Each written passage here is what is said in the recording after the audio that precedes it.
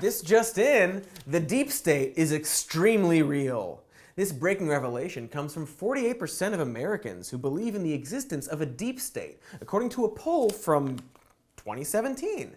And what's even more news, of the 48% who believe in a shadow government, only 58% believe it's a major problem, while 11% don't think it's a problem at all, presumably because they're members of the deep state.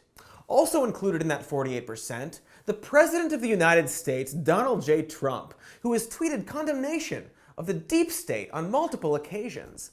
Also convinced of the presence of a deep state is ex-Democratic candidate Dennis Kucinich, who not only thinks the DS is trying to destroy Trump's presidency, but is also responsible for George W. Bush's Patriot Act. Yes, it's a surprisingly bipartisan belief. As that aforementioned poll points out, both Democrats and Republicans equally believe in a secret government. It was inhibiting Barlack insane Obama during his 8 years of terror, and supposedly colluded with the DNC to take down Bernard Sanders when he tried to run for the nomination. So, here's a question. What exactly is the deep state? Do people know? Do they have a shared definition? How powerful are they? Some people think they caused 9/11. Others, more specifically John Podesta, apparently think they gave Trump the presidency to cover up the existence of aliens. The government seems to be completely unaccountable to the American public. Are they a shadow government, or just a few bad apples? This is exactly what today's video is devoted to. Getting to the bottom of the deep state. Assuming there is a bottom, how deep does it go? And assuming it exists, and figuring out whether it is targeting Donald Trump like he and his supporters claim. But let's back the hell up. The concept of a deep state actually originated in Turkey and post-Soviet Russia to describe a very real network of people attempting to destabilize their government, the former having undergone multiple coups since the 1970s. It wasn't a myth, and I can't stress that enough. If you picture the deep state in America as a forest-shrouded Bigfoot legend, Turkey's equivalent would be an actual gorilla/human man pile-driving city commuters in broad daylight. Nothing we have compares. Here in the States, the deep state theory was best described by former Republican U.S. congressional aide Mike Lofgren, who during his 28 years of government experience had claimed to operate on the fringes of this hidden network. According to a 2014 essay by Lofgren, the deep state is a hybrid entity of public and private institutions ruling the country according to consistent patterns in season and out, connected to, but only intermittently controlled by, the visible state whose leaders we choose. He goes on to note that the institution is not so much sinister, although it has highly sinister aspects, as it is relentlessly well entrenched, and that the deep state is primarily made up of intelligence and law enforcement agencies, specifically the Department of Defense, Homeland Security, Department of State, the CIA, Justice Department, and Department of Treasury. He also claims that certain judiciary areas are involved, such as the Foreign Intelligence Surveillance Court. Citing a report from the Washington Post, Lofgren specifically calls out the huge expanse of post-9/11 funding to intelligence programs involving 854,000 contract personnel with top-secret clearances. He points out the business connections that the war on terror created, and of course the entanglement between these agencies and Wall Street, which he identifies as another branch of the deep state. And finally, due to the Snowden revelations that companies like AT&T and Verizon have been working with the NSA, he theorizes that Silicon Valley is a budding member of the deep state as well, Mark. In other words, this portrait of the deep state isn't depicting an organized shadow government so much as a bureaucratic rat king created by 9/11. Instead of being menacing puppeteers, this unseen entity is filled with people trying to keep the terror-fighting status quo in order to maintain power and money. It's just like the X-Files. If you replace the cigarette-smoking man with the director of domestic nuclear detection, and instead of covering up an alien virus, he's just trying to pay off a condo. And so, most succinctly, the three branches of this sad underground sewer government would be the National Security Council, Wall Street, and Silicon Valley.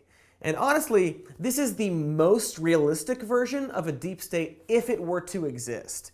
Because even if you believe in something even more sinister and grandiose, it's hard to deny that the intelligence agencies and Wall Street wouldn't be involved. Without sway in those specific areas of power, the deep state would just be a group of people bickering about their jobs. So looking at these areas of government, it's time to ask our second question. Is Trump being attacked by the deep state? Short answer, it doesn't seem like it. If you believe in some level of a deep state and believe that Silicon Valley and Wall Street and the intelligence community are part of it, then it's far more likely that the shadow government would enjoy having Trump in charge. For starters, he gives them more money, as evidenced by the National Intelligence Program budget, which has been steadily increasing from each president to the next. Trump isn't disrupting that flow.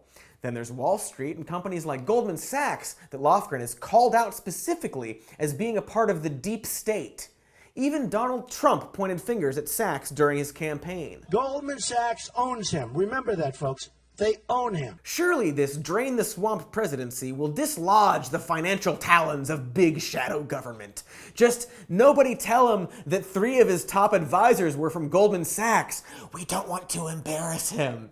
So yeah, it's safe to say that Trump, the shitty businessman who owes everyone money, won't be a problem for the Wall Street side of the deep state.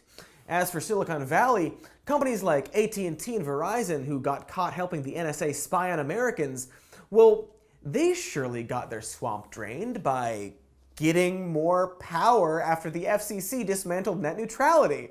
Remember that? Remember this guy? The guy who, despite overwhelming support for the opposite, decided to side with the big internet providers at the expense of the American people. You know, like how if there was a deep state, it would probably ignore democracy in exchange for maintaining power? Or, as the Lofgren essay puts it, while the government could simply dragoon the high-technology companies to do the NSA's bidding, it would prefer cooperation with so important an engine of the nation's economy, perhaps with an implied quid pro quo. So, hypothetically, the deep state wouldn't fight big internet companies and would instead make a deal with them. A deal like, you spy on Americans for us, and we dismantle the regulations you've spent millions trying to abolish, hypothetically. And so if such a deep state deal happened, hypothetically, it would stand to reason that the head of the FCC would be a part of it. A man who was nominated by Donald Trump, factually. Now, look, I'm not saying that there's a deep state government at all.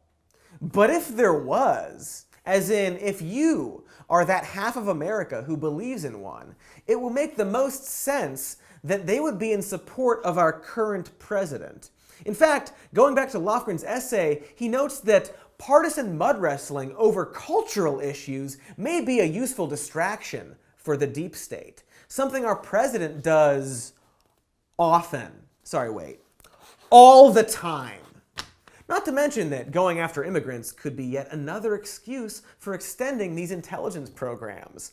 So how does Trump justify blaming the deep state for his, crimes? It all starts with Cambridge Analytica, the data firm used by the Trump campaign in 2016. Mark. And the fact that it discovered a huge conservative reaction to the words deep and state when used right next to each other. Despite being obviously disingenuous, promising to drain the swamp created this anti-establishment punk rock vibe around the 70-year-old gold-obsessed real estate owner who lives in a tower named after him. And so the narrative that Trump was fighting against a secret, left-leaning, elitist deep state somehow stuck, and he could conveniently throw this buzzword out whenever anything went wrong. This idea is so ingrained in his base that it's even been the subject of contention within the White House, as one soon-to-be-fired aide actually sent out a 7-page memo proclaiming Trump to be an existential threat to cultural Marxist memes that dominate the prevailing cultural narrative, and calling out deep state actors, globalists, bankers, Islamists, and establishment Republicans as their enemy. In other words, Trump's version of the deep state is basically anyone in the government who isn't a diehard supporter. More specifically, however, his supporters will boil this down to another phrase. These are all Obama appointees to oversee his deep state. That's right. Despite not being the actual president, Trump has found a way to continue blaming Obama by adopting the idea that there's a second liberal deep state, made up of holdover appointees from the past administration. It's not that the president is incompetent and committed crimes for which the FBI continues to investigate him, but rather that he's the subject of a political strike engineered remotely by the Obama shadow government and carried out by Hillary puppet Robert Mueller, notorious liberal, seen here burning the American flag. And I'll let Sean Hannity better describe it. Now, to be perfectly clear, for those that don't pay attention and want to advance lies and false narratives, we are not and never have been and never will be talking about rank and file members of the FBI, the DOJ, and the intelligence community. But the criminal wrongdoing that we are exposing has to do with only a few select Obama administration top bureaucrats. See? We're not talking about the entire intelligence community, who some, I assume, are good people. Just a select group of them. If you had a bowl of cherries, you'd obviously want to pick specific cherries in order to draw the determined conclusion you want about those cherries. So basically, it's Trump and his followers having their conspiracy cake and eating it too. He can praise intelligence agencies when it's convenient, but also call out the deep state anytime there's a development in Mueller's investigation. And if you dare question the validity of his claims, well, that just makes you the deep state as well. For example, when Trump made Spygate claims back in June, so long ago, it was over text messages from FBI employees Peter Strzok and Lisa Page. And if you don't watch Fox News and haven't been repeatedly bombarded with those names, Strzok and Paja exchanged multiple anti-Trump text messages leading up to the election that, when leaked, prompted Mueller to remove them from his investigation. This was, again, so long ago, which doesn't stop Trump supporters from using it as proof that Trump is being targeted by the FBI. When several of these texts referred to an informant being used in Mueller's investigation, Trump spun it into the idea that the FBI sent a spy into his campaign, something that objectively did not happen. Despite reality, he tweeted out his Spygate theory before several notable Republicans disagreed with him. Former GOP rep Trey Gowdy, a man who endorses Donald Trump's presidency, pointed out in an extremely diplomatic way that the FBI had done nothing wrong in the investigation. Think back to what the president himself told James Comey. He said, I didn't collude with Russia, but if anyone connected with my campaign did, I want you to investigate it. It strikes me that that's exactly what the FBI was doing. He's right. If the president is not directly involved with Russia's election meddling, you'd assume he wouldn't be so openly against the investigation. You'd assume that he would want to find out what happened just as much as the rest of us. In other words... Why does the president keep saying what he's saying when he knows better? I don't know. Yes, it's quite the mystery. It's almost as if the president doesn't want to find out who meddled in the election. But why would such an honest man not want to get to the bottom of this puzzling whodunit? We may never know. Gowdy was then backed up by former Speaker of the House Paul Ryan, who agreed that Trump's claims were inaccurate. So two members of Trump's own party looked into his bizarre conspiracy tweet and found no evidence of it being true.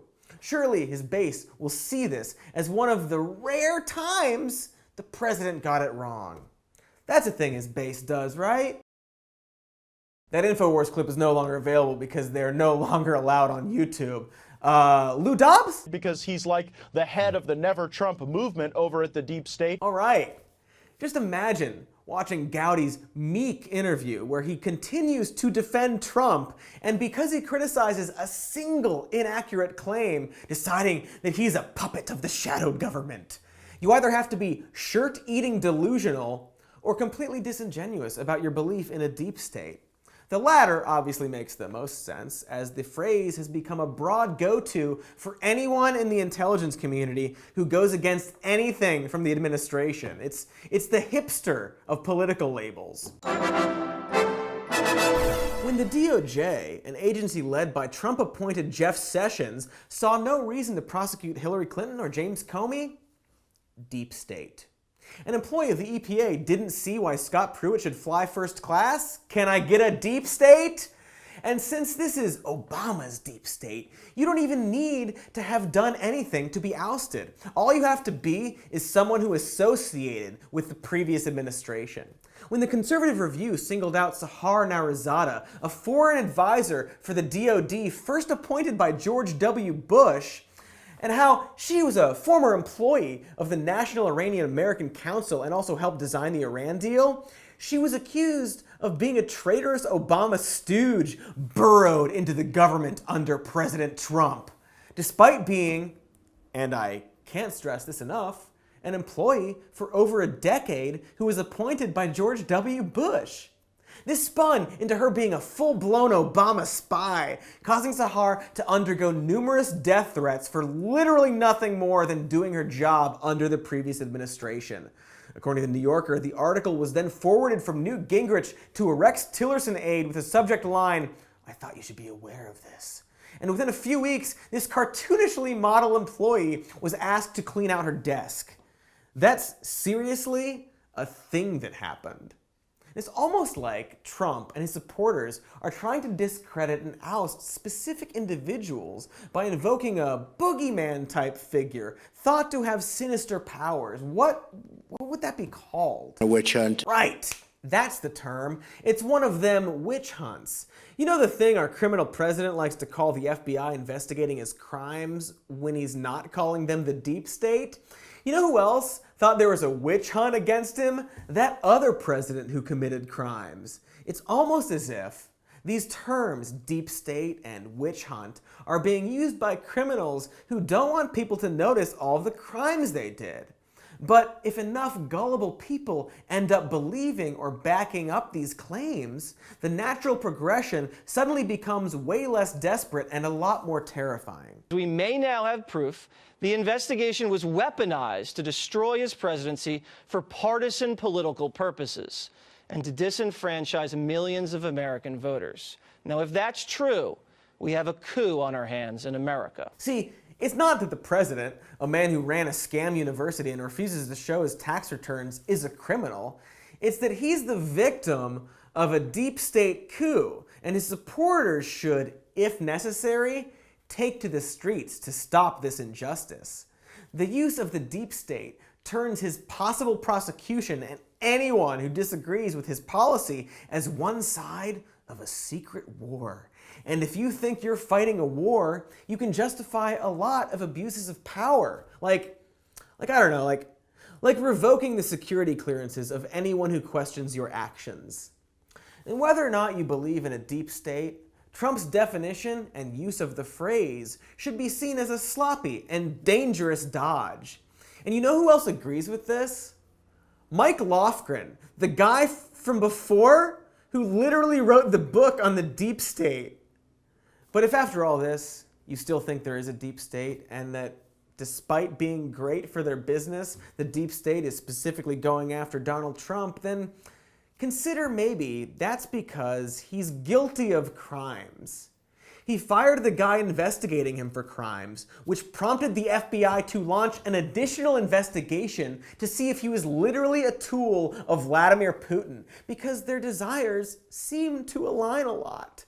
And as the San Diego Union Tribune points out, the last president who cried witch hunt was also targeted by the entities which would make up the deep state.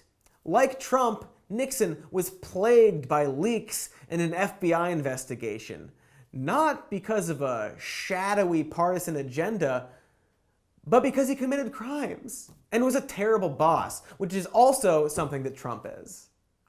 Now, going back to Lofgren's definition of a well-entrenched hybrid entity of public and private institutions that are simply maintaining the status quo, it does seem possible that a deep state is going after Trump because being a maniac and colluding with Russia would certainly disrupt their status quo.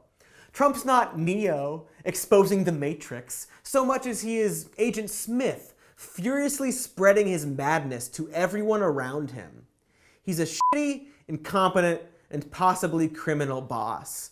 And when you have a shitty boss, you are going to try to get him fired.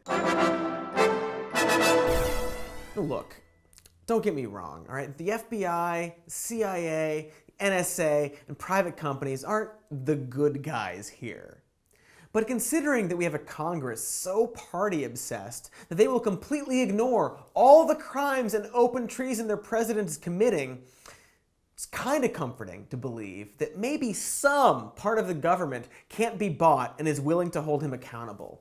Even if it's the secret entity guilty of anything between fighting aliens to keeping Guantanamo Bay open to sell more feeding tubes and orange jumpsuits. And actually, since Trump is all about filling Guantanamo with bad dudes and has since kept it open, I guess it's really just down to the alien people. Unless... Establish a space force. Deep state?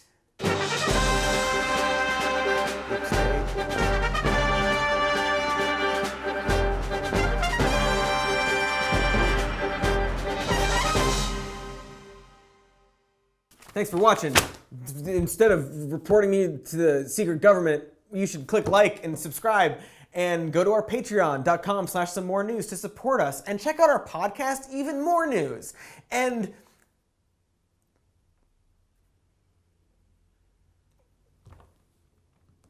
I don't know.